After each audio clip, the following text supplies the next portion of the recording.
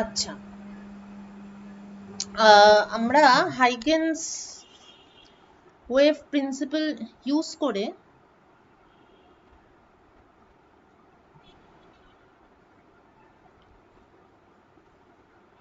মানে একটা primary wave front, তার প্রত্যেকটা পয়েন্ট থেকে সেকেন্ডারি ওয়েভলেট বেরোচ্ছে, তাদের সুপারপজিশন, জাস্ট এই ব্যাপারটাকে কাজে লাগিয়ে দুটো জিনিস করেছি। একটা হলো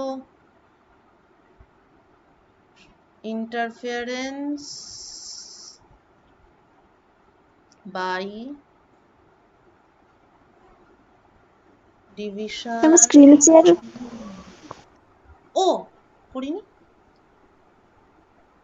ও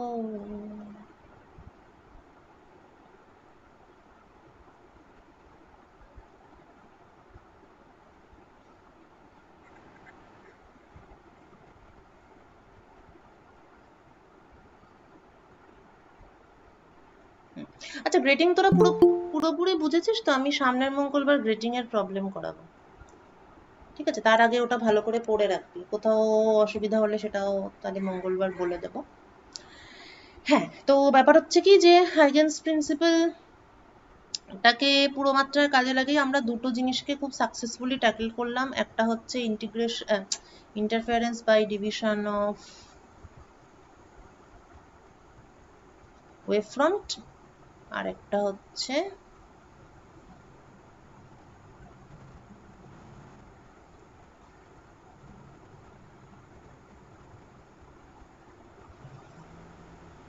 ফ্রাউনহোফার ডিফ্রাকশন। ঠিক আছে, দুটো ক্ষেত্রেই এমনি নর্মাল পাথ ডিফারেন্স ক্যালকুলেট করে বা যাই হোক পুরো বিভিন্ন স্লিটের উপর ইন্টিগ্রেশন করে আমরা কি কি হয়, স্পেকট্রামটা কেমন হবে ইত্যাদি ইত্যাদি এগুলো সব বুঝতে পেরেছি। তো যেটা বলছিলাম আগের ক্লাসের একদম শেষে, যে ছবিগুলো আঁকার সময় আমরা কিন্তু একটা খুবই একটা ইম্পর্টেন্ট জিনিস ধরে নিয়েছি। যদি আমি জাস্ট ডাবল স্লিট ইন্টারফারেন্সের কথাটাও যদি বলি,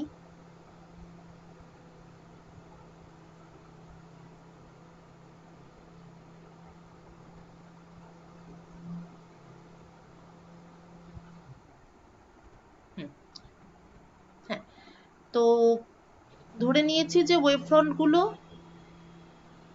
একটা মানে কি বলবো, ধরা যাক পিক গুলোকে কানেক্ট করে এইটা পাচ্ছি, তারপরের পিক গুলোকে কানেক্ট করে এইটা পাচ্ছি, এইটা পাচ্ছি, তো এরকম আর কি। এরা মানে সুন্দর ইকুয়ালি স্পেসড, মানে একটা নির্দিষ্ট সময় অন্তর অন্তর এরকম সুন্দরভাবে পিক বেরোচ্ছে, ডিপ বেরোচ্ছে, এরকম মানে টাইমের দিক থেকে equally spaced in time the wave fronts, এটা ধরেছি প্রথমত। আর দ্বিতীয়ত হচ্ছে এরা এরকম একটা সুন্দর শেপ ইউনিফর্মলি মেনটেন করছে through out the space. So maintaining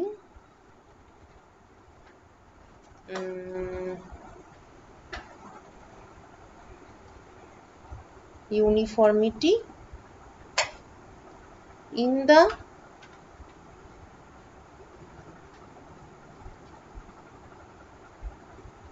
shape of wavefront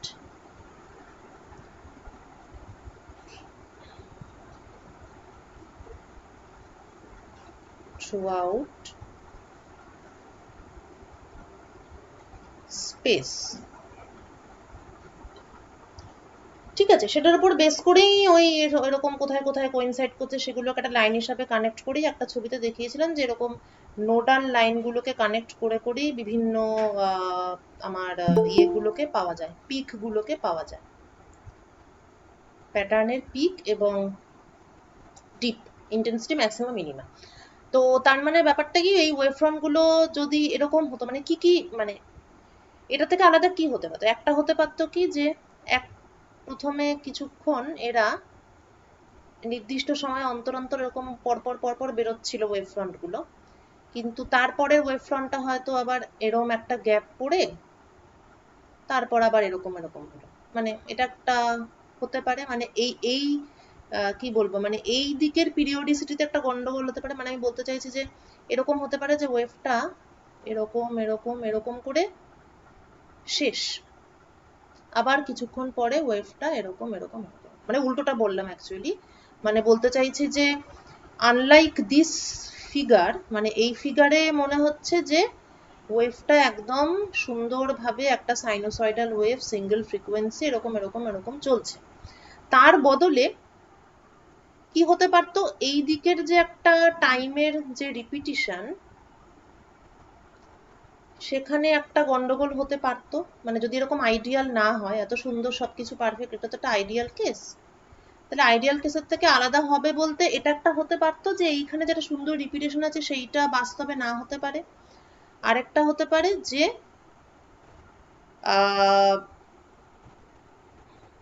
এরকম রিপিটেশনটা হয়তো ঠিকই আছে, কিন্তু ওয়েভ ফ্রন্টটা হয়তো এরকম করে গিয়ে তারপরে এখানটা একটু এরকম, এখানটা হয়তো এরকম হয়ে তারপর এরকম, এখানটা এরকম, এটা এটা না হয় ঠিক আছে পরপর দুটো, আবার কোনো একটাতে হয়তো এখানটা এরকম, আবার তারপরে এরকম। তাহলে এই দু ধরনের মানে গন্ডগোল হতে পারে, বা এই দুভাবেও আইডিয়াল সিচুয়েশন থেকে আলাদা হতে পারে। যদি এইরকম সিচুয়েশন হয় তাহলে এটাকে বলে টেম্পোরাল, মানে এটাকে বলে actually lack of temporal coherence.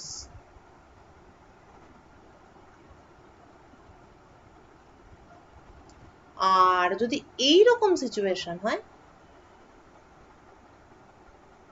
তাহলে সেটাকে বলে ল্যাক অফ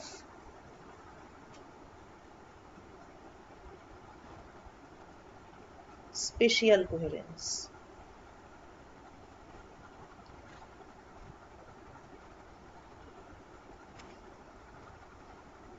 ঠিক আছে? সো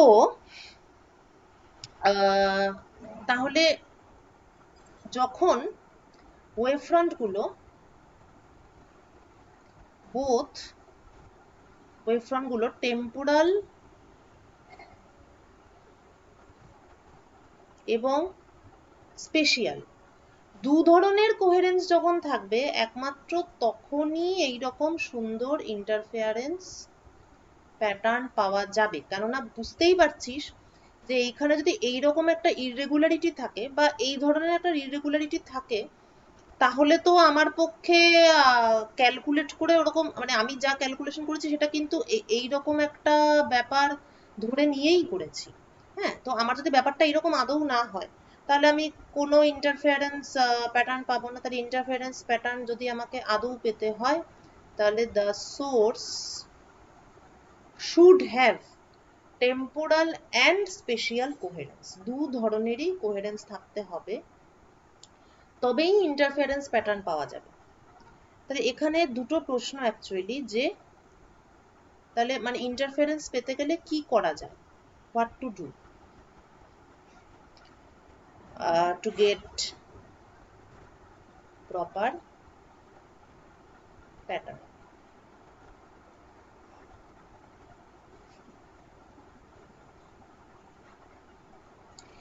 যেটা করা যেতে পারে, one solution is to choose a coherent source, অর্থাৎ এমন একটা সোর্স পাওয়া যে ওরকম পারফেক্টলি সুন্দর এরকম একটা কনসিস্টেন্ট শেপের ওয়েভ ফ্রন্ট এবং সেটা কন্টিনিউয়াসলি বেরোতেই থাকবে। আর না হলে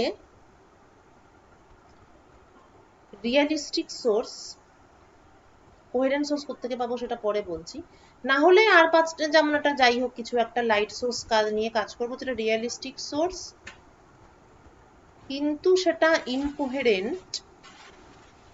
সেখান থেকে প্যাটার্ন পেতে গেলে আমি কি করতে পারি, আমি I can work within the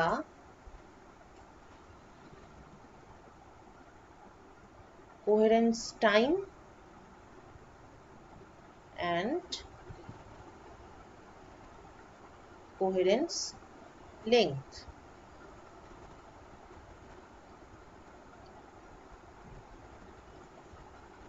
অর্থাৎ আমার লিমিটেশনস আছে, লিমিটেশনস হচ্ছে যে the wave fronts, my wave fronts are not perfect. তাই সলিউশন হিসেবে আমি কি করতে পারি, আমি স্ক্রিনটাকে খুব কাছে রাখতে পারি। এটা একটা লিমিটেশন যে আমি স্ক্রিনটাকে দূরে নিয়ে যেতে পারবো না।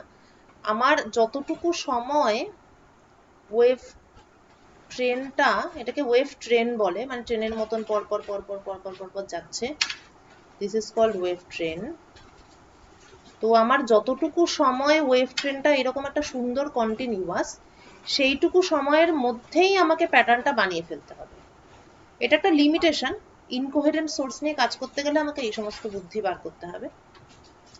এবং এরকম হলেও তাই, তাহলে আমাকে কি করতে হবে, যতটুকু রিজিয়নের মধ্যে, যেমন এখানে আমি দেখতে পাচ্ছি কি এইটুকু রিজিয়নের মধ্যে মোটামুটি সমস্ত ওয়েভ ফ্রন্টেরই শেপটা ভালো, তাহলে এইটুকু রিজিয়নের ভেতরেই আমি প্যাটার্ন পাবো এবং আমাকে সেটা নিয়ে সন্তুষ্ট থাকতে হবে। সো হয় আমাকে সোর্সটাকে পারফেক্ট করতে হবে, তাহলে আমি একদম যেখানেই স্ক্রিন বসাই না কেন আমার কোনো সমস্যা নেই, আমি ইন্টারফারেন্স অবশ্যই পাবো।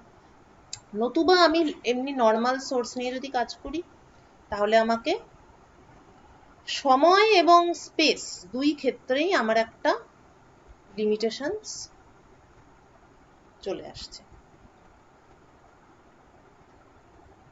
নাও the question is,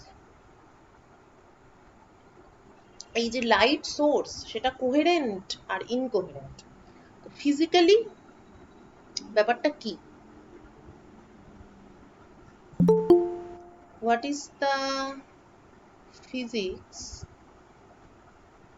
of a light source?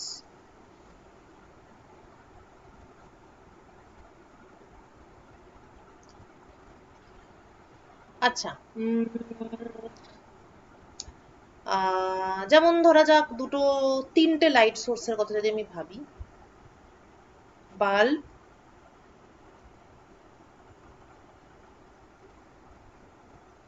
Tubelight R candle, ঠিক আছে, এদের থেকে কিভাবে লাইটটা পাই একটু বলতো আমাকে। Process, what is the process? Bulb জ্বালালে আলো পাই, কিভাবে পাই? টিউবলাইট জ্বালালে আলো পাচ্ছি কিভাবে? এবং ক্যান্ডেল জ্বালালে আলো পাচ্ছি কিভাবে? একটু ভেবে বল। তিনটে মোস্ট কমন।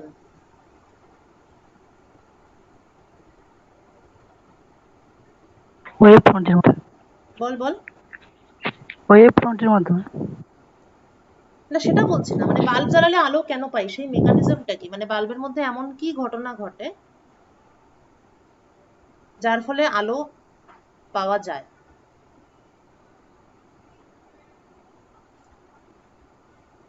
ওয়েভ ফ্রন্টের মাধ্যমে তো বটেই। বাল্ব জ্বালালে কি হয়, বাল্ব জ্বালালে যেই পদ্ধতিতে আলো পাই, ক্যান্ডেল জ্বালালে কি সেই পদ্ধতিতেই আলো পাই? সেটাই আমার প্রশ্ন।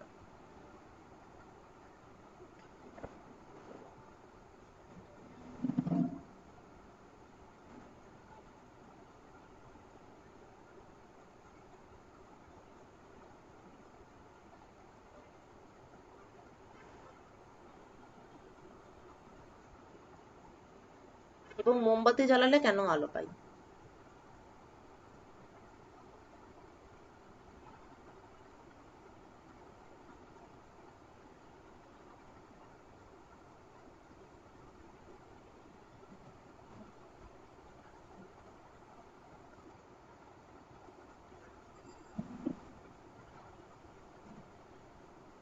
হাইড্রোজেনের একটা গ্যাস টিউব থেকেও তো আলো পাওয়া যাবে, বা Mercedes বিমেন বামার patient racket.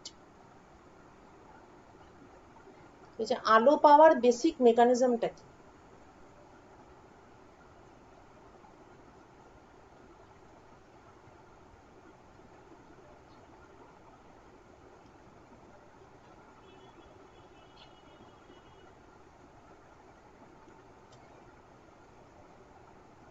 Light is a form of energy, তাই তো?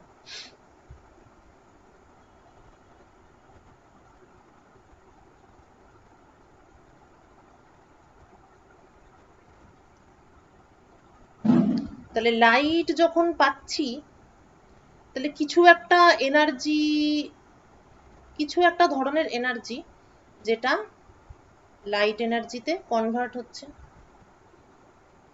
সাম টাইপ অফ এনার্জি যেটা লাইট এনার্জিতে কনভার্ট হচ্ছে। বাল্ব, টিউবলাইট এবং ক্যান্ডেল, এখান থেকে আমরা কি পদ্ধতিতে আলো পাই এটা আমি বলবো না, এটা তোরা যেখান থেকে হোক, বই ঘেটে হোক, ইন্টারনেট ঘেটে হোক, এটা তোরা আমাকে বলবি, ঠিক আছে? এখন না, এখন যখন পাচ্ছিস না পরেই বলিস। উইদিন 7 days, বা এটা আমরা আমাদের নেক্সট ক্লাসেও আলোচনা করতে পারি, ঠিক আছে? আমি আলাদা আলাদা করে বলবো না কোনটা থেকে কেন আলো পাই, কিন্তু এই ক্লাসটার জন্য যেটা দরকার সেটা আমি এখন বলছি। সেটা হচ্ছে যে লাইট পাওয়ার একটা অন্যতম কারণ হলো, বা অন্যতম একটা মেকানিজম হচ্ছে এক্সাইটেশন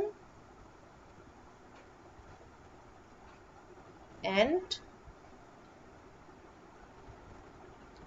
de-excitation of atoms। যে কোনো অ্যাটম যখন এক্সাইটেড হয়, তখন ধরা যাক এখানে একটা ইলেকট্রন ছিল, উপরের গুলো ফাঁকা ছিল, ইলেকট্রনটা এক্সাইটেড হয়ে উপরে চলে যায়। কিভাবে একটা অ্যাটম এক্সাইটেড হতে পারে? সেটা অনেকভাবেই হতে পারে। যেমন আমি এখানে যদি একটা ব্যাটারি রাখি, প্রচন্ড হাই ভোল্টেজ, এই হাই ভোল্টেজের ফলে এখানে হয়তো আরো অনেক অ্যাটম আছে, তারা সকলে খুব হাইলি এনার্জেটিক হয়ে গেল, সবাই সবাইকে ধাক্কাতে শুরু করলো, ধাক্কাধাক্কির ফলে অ্যাটমটা উত্তেজিত হলো, ইট গট এক্সাইটেড, এক্সাইটেড হয়ে এটা তো একটা মেকানিক্যাল কলিশন হলো, সেই কলিশনের একটা এনার্জি আছে, মেকানিক্যাল এনার্জি, সেটা অ্যাবজর্ব করে ইলেকট্রনগুলো উঠে গেল উপরে। কিছুক্ষণ পরে ইলেকট্রনগুলো উপর থেকে নিচে নেমে আসবে। এই যে ইলেকট্রনগুলো উপর থেকে নিচে নেমে এলো, বোরের মডেল থেকে আমরা জানি E3 E1, তাহলে E3 minus E1 by H equal to new.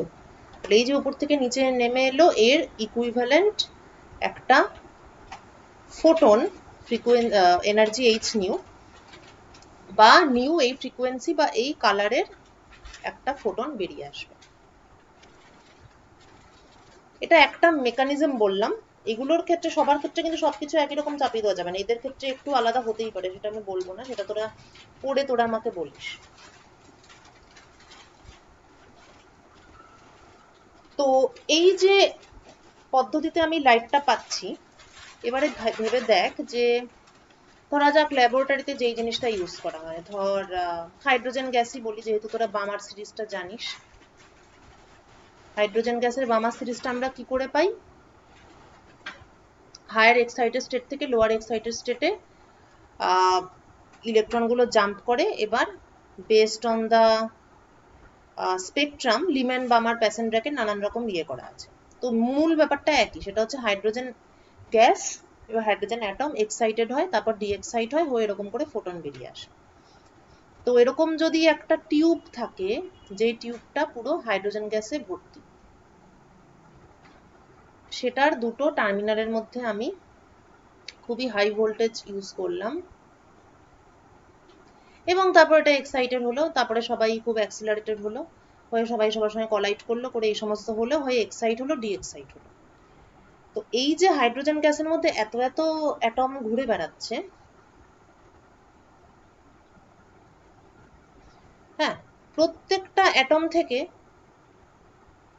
এইরকম করে ফোটন বেরোচ্ছে,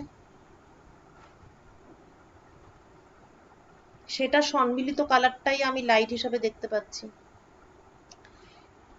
এখন এই যে ফোটনটা বেরোচ্ছে, এখানে দুটো ব্যাপার আছে, ঠিক আছে? ফার্স্ট হচ্ছে যে হাউ লং একটা অ্যাটম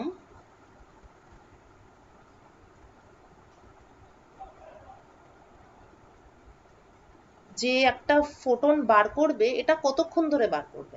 অবভিয়াসলি যতক্ষণ ধরে উপর থেকে নিচে আসবে, যতটা সময়, ততটা সময় ধরেই বার করবে। মানে এরকম তো নয় যে উপর থেকে নিচে অনন্তকাল ধরে আসবে বা উপর থেকে নিচে চলে আসার পরেও লাইট বেরোতে থাকবে, সেটা তো নয়। এটা একটা প্রসেস, ঠিক আছে? Transition from excited state to the ground state, this is a process. এই প্রসেসটা যতক্ষণ চলবে ততক্ষণ লাইটটা বা ফোটনটা বেরোবে। তাহলে এই যে লাইটটা বেরোলো, এটা কিন্তু একটা টেম্পোরারি প্রসেস ফার্স্ট। তাহলে জাস্ট এরকম এরকম এরকম এরকম এরকম, ব্যাস শেষ লাইট বেরোনো, কারণ ট্রানজিশন কমপ্লিট। এটার ক্ষেত্রেও তাই, এরম এরম এরম এরম এরম, ব্যাস প্রসেস শেষ, কেননা ট্রানজিশন কমপ্লিট। এটা একটা ব্যাপার। আর 2 নম্বর ব্যাপার হলো যে ডিফারেন্ট অ্যাটমস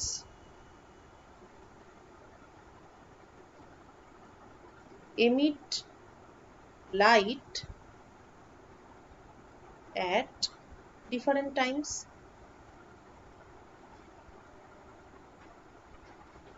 মানে বিভিন্ন আলাদা আলাদা অ্যাটম আছে, এই বিভিন্ন আলাদা আলাদা অ্যাটমগুলো নিজেদের মতো করে বিভিন্ন সময় এরকম ছোট ছোট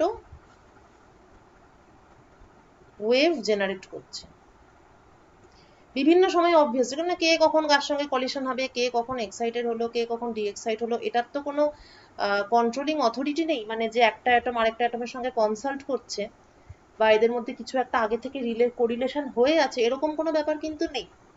the atoms are emitting light independently, independent of each আদার।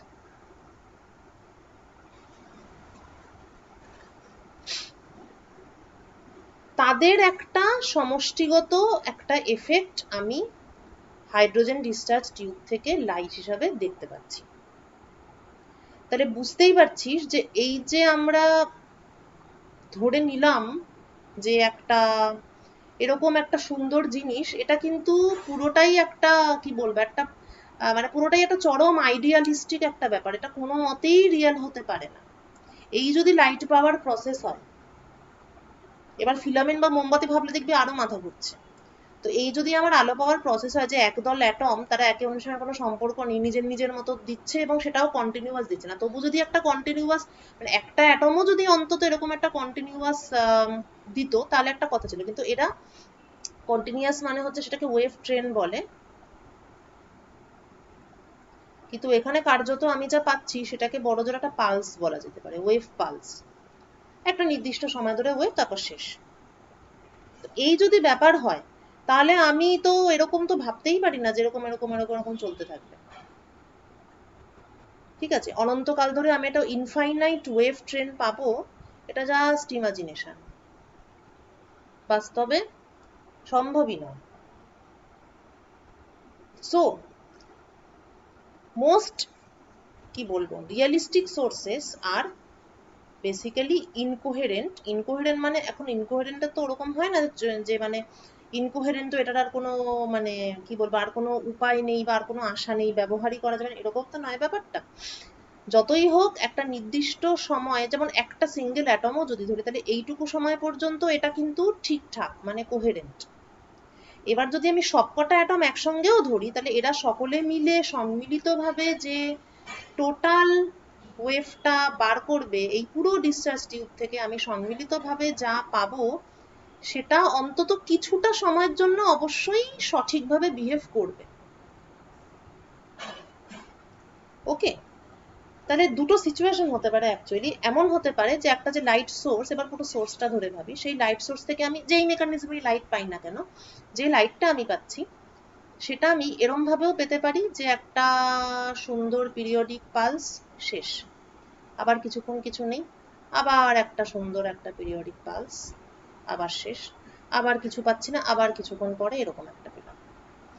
এরকমও একটা হতে পারে। আবার এমনও হতে পারে যে একটা নির্দিষ্ট পিরিয়ডিসিটির পালস পাচ্ছিলাম, তারপর ব্যাপারটা ঘেটে গেল, তারপরে আবার হয়তো ওয়েভটা এরকম এরকম এরকম আবার ঘেটে গেল, এরকমও হতে পারে। যেইটুকু সময়ের জন্য ওয়েভটা এইরকম একটা proper monochromatic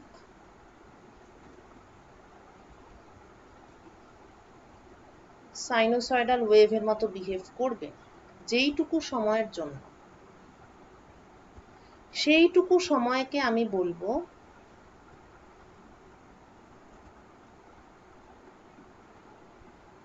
temporal coherence length.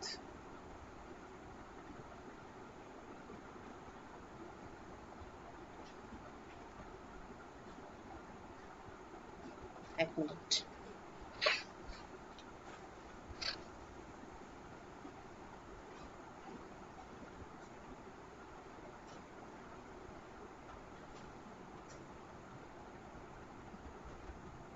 না, লেংথ এটা নয়, ঠিক মানে লেংথ বলতে গেলে এটাকে সি দিয়ে গুণ করে বলতে হবে, ঠিক আছে? মানে মানে এই টাউ সি সময় লাইটটা যতদূর যাচ্ছে সেটা কোহেরেন্স লেংথ অ্যাকচুয়ালি, আর টাউ সিটা হচ্ছে কোহেরেন্স টাইম। এটা তো একটা টাইম, তো এটা টেম্পোরাল কোহেরেন্সের একটা মেজারও বলা যেতে পারে, ঠিক আছে? এটা জাস্ট টেম্পোরাল কোহেরেন্স বা টেম্পোরাল কোহেরেন্স টাইম বা অনলি কোহেরেন্স টাইম, তাও বলা যায়, ঠিক আছে? যতটুকু সময়ের মধ্যে ওয়েভটা একটা প্রপার মনোক্রোমাটিক সাইনোসয়েডাল ওয়েভের মতো বিহেভ করছে, সেই সময়টা কোহেরেন্স টাইম, এবং সেটা ওই সময়ে ভ্যাকুয়ামে লাইট যতটা ডিস্টেন্স যাবে সেটাকে বলবো টেম্পোরাল কোহেরেন্স লেংথ। এই টেম্পোরাল কোহেরেন্স লেংথটা বা কোহেরেন্স টাইমটা, এটা অর্ডিনারি সোর্সের জন্য এই টাইমটা খুব বেশি নয়। এবার লেংথ দিয়ে যদি বলি তাহলে ব্যাপারটা আর একটু ইমাজিন করতে সুবিধা হবে। লেংথের দিক থেকে বললে যেমন ধর সোডিয়াম টিউব, লেংথের দিক থেকে বললে এটা হয়তো of the order of metre, ঠিক আছে? মিটারের ভেতরেই হবে ডিসচার্জ টিউবগুলোর ক্ষেত্রে। সোডিয়াম টিউব মানে বোধহয় একটা ক্লাসে এক্সপ্লেন করেছিলাম, ল্যাবরেটরিতে যে লাইট সোর্সগুলো ইউজ করা হয় সেটা কিছু না কিছু ডিসচার্জ টিউব। তো এই কারণেই বাইপ্রিজমের একটা এক্সপেরিমেন্টাল সেট আপ দেখিয়েছিলাম আগের দিন। মানে এটা তোদের মনে হয়েছে কিনা জানি না, যে আমি এই যে একটা লাইট ইউজ করছি, তার সামনে একটা 2 স্লিট একটা পর্দা, মানে ইন্টারফিয়ারেন্স দেখার যে ব্যাপারটা, তো এটা এত জটিল কেন হবে? আমি পাতি একটা লাইট সোর্স রাখবো, তার সামনে একটা এরকম মানে ফুটোওয়ালা একটা পর্দা, আর উল্টো দিকে দেওয়াল, দেওয়ালের উপর ফেলবো, তাহলেই তো আমার দেখতে পাওয়ার কথা। কিন্তু আমরা সেটা না করে আমরা কি করছি, কত কি করছি, আমরা স্পেকট্রোমিটার ইউজ করছি,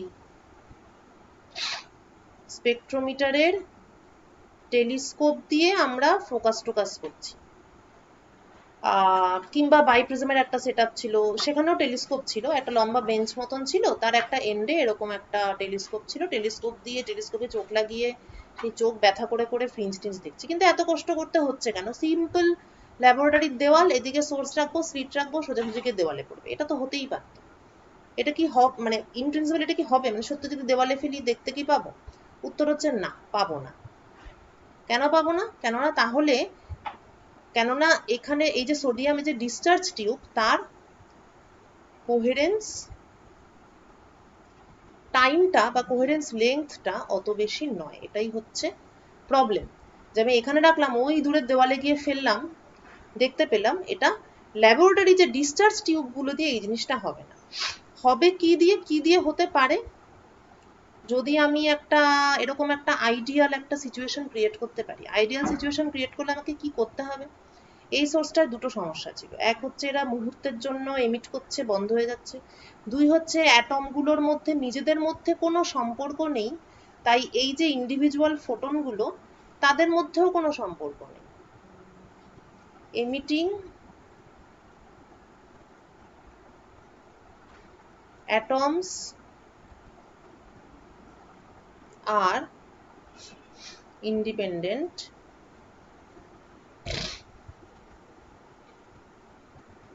also emitted photons are also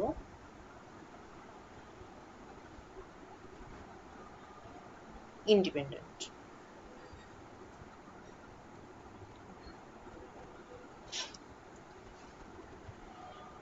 এবার এই যে উপর থেকে নিচে আসতে যে একটা নির্দিষ্ট সময়ের যে একটা ট্রেন, এখন অ্যাটমকে যদি ডিএক্সাইটই করা হয় তাহলে এই প্রবলেমটা অতটাও সলভ করা সম্ভব কিনা সেটা বলা মুশকিল, কারণ উপর থেকে নিচে আসবে সেটা তো একটা নির্দিষ্ট সময়ের জন্যই আসবে। ঠিক আছে, একটা সিঙ্গেল অ্যাটম সেটা তো একটা নির্দিষ্ট সময়ই উপর থেকে নিচে আসবে, কিন্তু এই যে ব্যাপারটা, এই যে অ্যাটমগুলো ইন্ডিপেন্ডেন্টলি লাইট এমিট করছে, তার ফলে একটা ফোটনের সঙ্গে আরেকটা ফোটনের যে কোনো সম্পর্ক নেই, অর্থাৎ there is no phase relationship, এই পার্টটাকে যদি কোনোভাবে সলভ করা যেত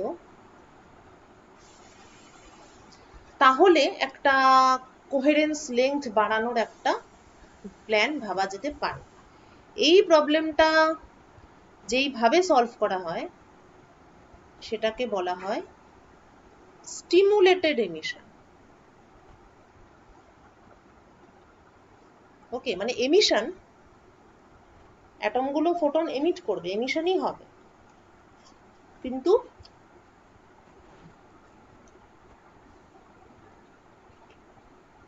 শুধু তো একটা এরম একটা কি একটা চলে এসেছে।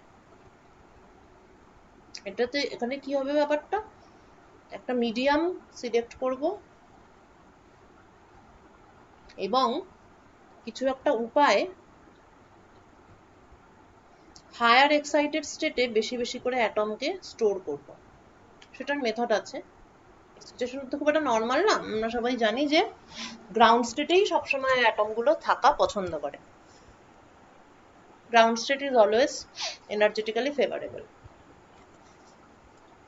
কিন্তু আমরা একটা বিশেষ মেথডে কোনো একটা মেটেরিয়াল নেব,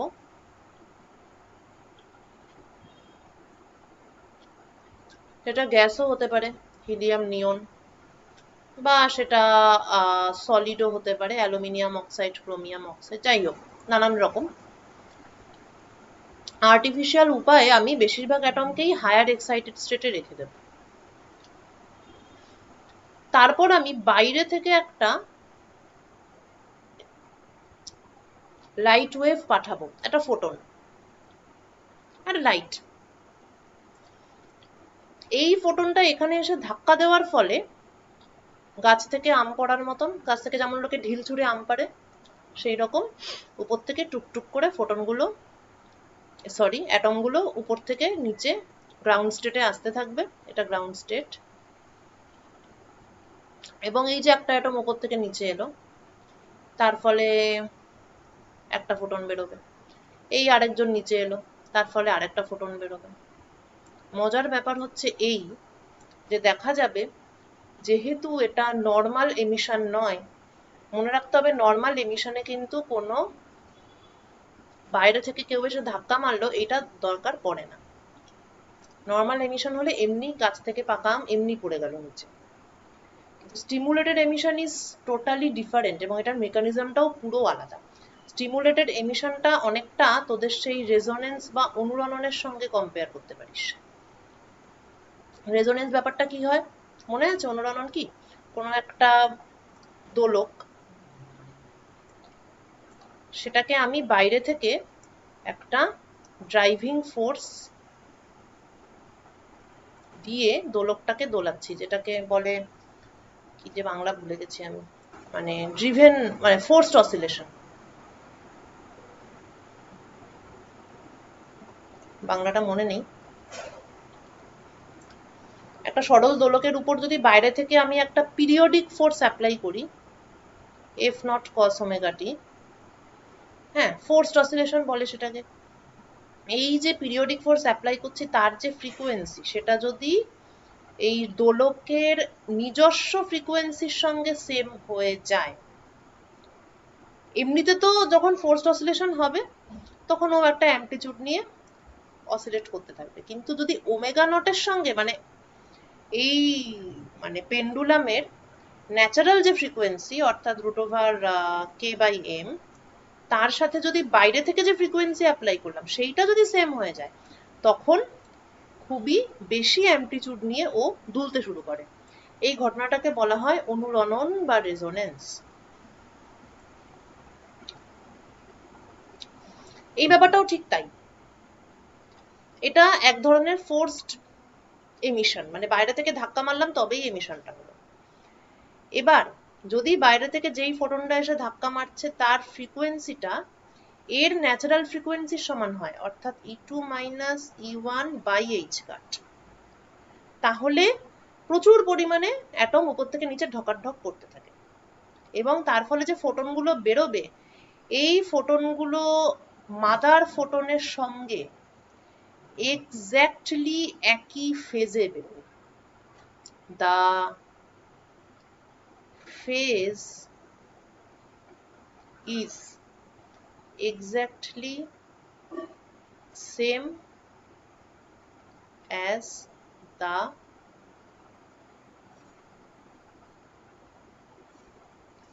stimulating photon. অসাধারণ একটা ফেনোমেনা। এতক্ষণ তো এটাই সমস্যা ছিল, ফোটনগুলো নিজেদের মধ্যে কোনো সম্পর্ক নেই। এখন একটাই মাদার কপি, মাদার ফোটন, যেটা প্রচুর প্রচুর ফোটন ক্রিয়েট করছে, তারা সকলেই অরিজিনাল ফোটনের সঙ্গে এক্স্যাক্টলি একই ফেজে আছে। যদি এক্স্যাক্টলি একই ফেজে থাকে তাহলে ব্যাপারটা কি ভাবতে পারছিস? মানে এটা সব এখানে সব মানে ডিসঅর্গানাইজ ছিল, যে যার মতন বেরোচ্ছে, সবার সুপার পজিশন হয়ে একটা ওয়েভ পেলাম। আর এখানে পরপর পরপর তো ফোটন বেরোতেই থাকছে এবং তারা সবাই exactly same phase.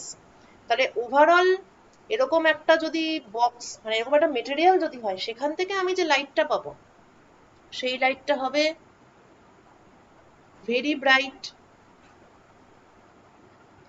Very intense, highly directional, একটা নির্দিষ্ট দিকেই যাবে, এটা ছড়িয়ে পড়বে না।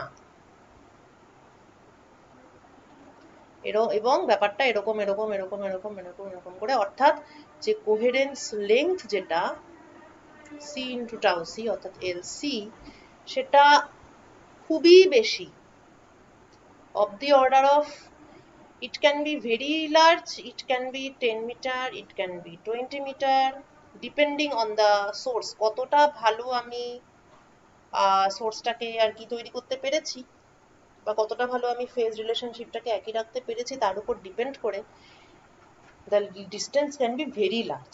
এই যে লেজার শো গুলো হয় নিউ ইয়ারে অনেক দেশে বা অনেক অনেক জায়গাতেই, মানে প্রচুর জায়গাতে লেজার শো হয় দেখবি। তারপর বড় বড় কারখানায়